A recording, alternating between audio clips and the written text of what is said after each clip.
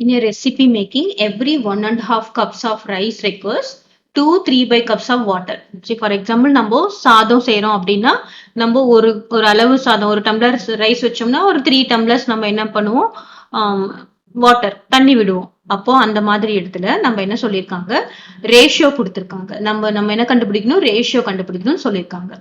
இப்போ rice 1.5 cups எடுத்துக்கிட்டோம்னா நமக்கு வாட்டர் எவ்வளவு ஊத்தணும் அப்படின்னு சொல்லியிருக்காங்கன்னா 2-3/4 கப்ஸ் கொடுத்துருக்காங்க.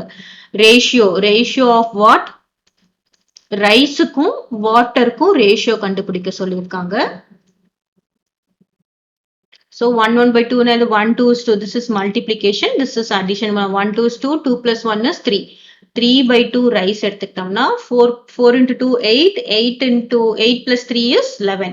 11/4. So what is the ratio அப்படின்னு பார்த்தோம்னா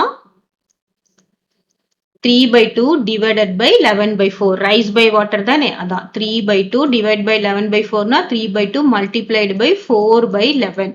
கிளியர். நம்ம என்ன பண்ணோம், டிவிஷனை மல்டிபிளிகேஷனை கன்வெர்ட் பண்ணா ரெசிப்ரோக்கல் எடுக்கணும்.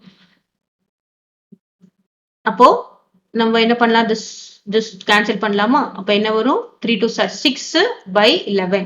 So what is the ratio அப்படின்னு பார்த்தோம்னா 6:11 ரேஷியோ. அப்படின்னா என்ன அர்த்தம், 6 கப்ஸ் நீங்க ரைஸ் எடுத்தீங்கன்னா அதுக்கு நீங்க எவ்வளவு கப்ஸ் நம்ம வாட்டர் கொடுக்கணும், 11 cups of water நம்ம அதுல ஊத்தணும். கிளியரா? ரைஸ் பை வாட்டர் இது நம்ம போட்டுட்டு நம்ம இங்க டிவைட் பண்றோம்.